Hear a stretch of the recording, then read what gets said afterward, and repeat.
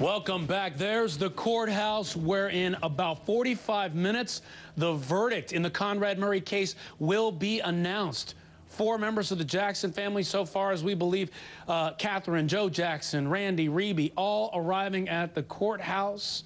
They will make their way into the courtroom any moment. Conrad Murray will make his way as well. He may already be there. We've got our team of experts on the case to give you every level of analysis you need. Vinnie, Politan, and Fitz, Mike Brooks, Mike Galanos, and Jane Valez Mitchell, my colleague, right outside that courthouse where crowds have been gathering all morning. The tension is building as people are expecting the verdict. And Jane, I'll start. You know, we see that there are Conrad Murray supporters on most days outside there. Today, I can't see them as well, but I see a ton of Michael Jackson supporters around you making their voices heard.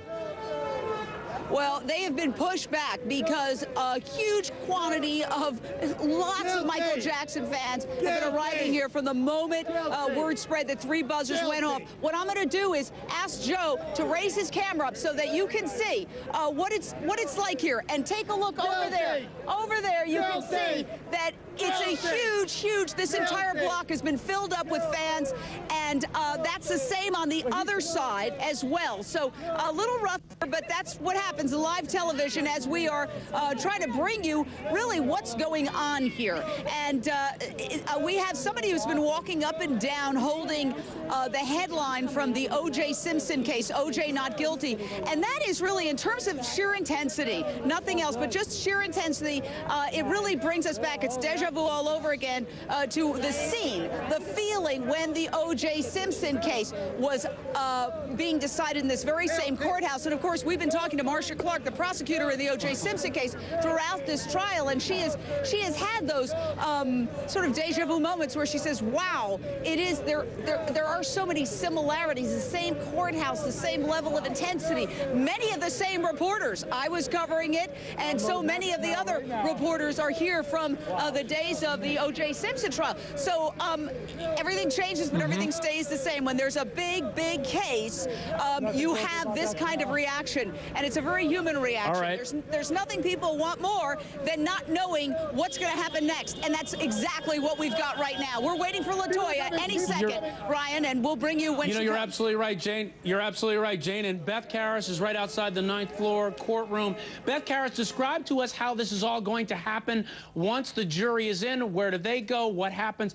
Explain to us the process of how this verdict will be announced and how everybody will make their way into the courtroom to hear it.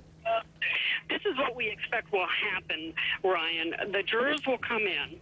The foreperson we'll see for the first time will take the verdict form and hand it to Deputy Jason Jones. He's the deputy who's been sitting in that little glassed-in desk area throughout the trial. He kind of runs the courtroom. Deputy Jones will look at the verdict form. He will hand it to Judge Pastor. Judge Pastor will read it. He will hand it to the clerk, Sammy Benson. Sammy Benson is the woman who's been swearing in all the witnesses. We've seen her for 49 witnesses she swore in.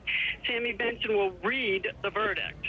Generally, a defendant is asked to stand for the reading of the verdict. Sometimes a jury foreperson does. I'm not sure how it will go down in terms of who stands and when.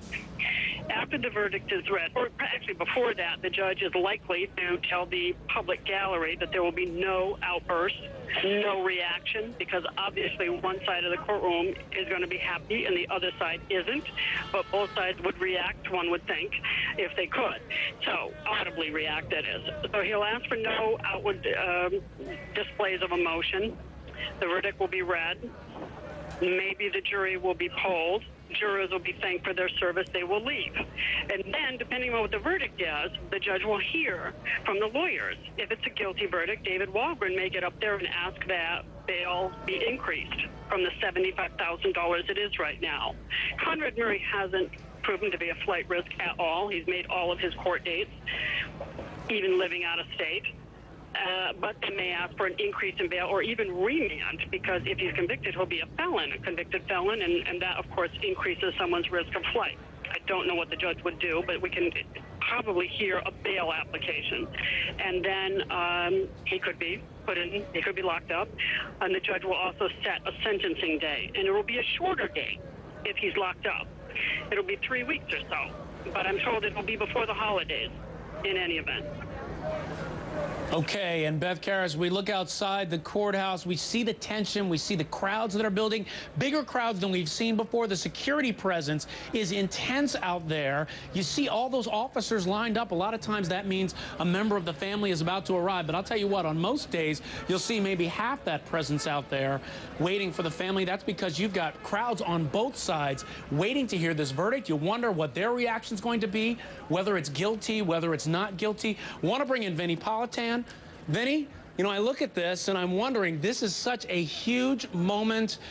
You covered and were involved in the trial back in 2005, and you look at a moment like this and you see that the crowds outside are starting to reach a fever pitch. It's also building inside the courthouse. What do you make of this moment as we're waiting for this verdict? Well, what's interesting about this verdict, you know, and people get emotionally involved, emotionally attached to trials, to cases, to victims. But think about this victim, Ryan. It's a victim unlike any other victim we've ever dealt with before in any trial we've ever covered. It's Michael Jackson. I mean, when he was alive, he would just be in a room with someone, could bring a fan to tears. I can't imagine for those fans what this moment is like. Okay, I guess the closest thing to this moment is the moment they found out that he died. Then take it to the next level, where you've got the family of Michael Jackson, who now is going to be assembling inside this courtroom, and no parent should ever, ever have to bury a child. And that's exactly what happened to Katherine Jackson and Joe Jackson. And now they're going to be in court with the man accused of killing their child. And that's always difficult on a family. But this family also has the incredible pressure of the public spotlight that is on them as they live through this unbearable moment. Flip side, Ryan, flip side, you look at it from the defense perspective, Conrad Murray, you know, he's got lots of children that he's supposed to be taking care of. He's got a young baby with Nicole Alvarez. He's got a life. He's got patients that love him. His mother, likewise, is in court. I mean, you go from being a doctor to being a convicted felon. That's a huge drop, Ryan. And a huge change in his life. And, you know, you heard Beth Karras talk about how there are supposed to be no displays of emotion in that courtroom as the verdict is being read. We see somebody walking out of that car right there, but you know what? It's going to be hard to hold in the emotion as the verdict is read, and that's coming in just a little bit. You're going to hear it right here on HLN. Keep it right here.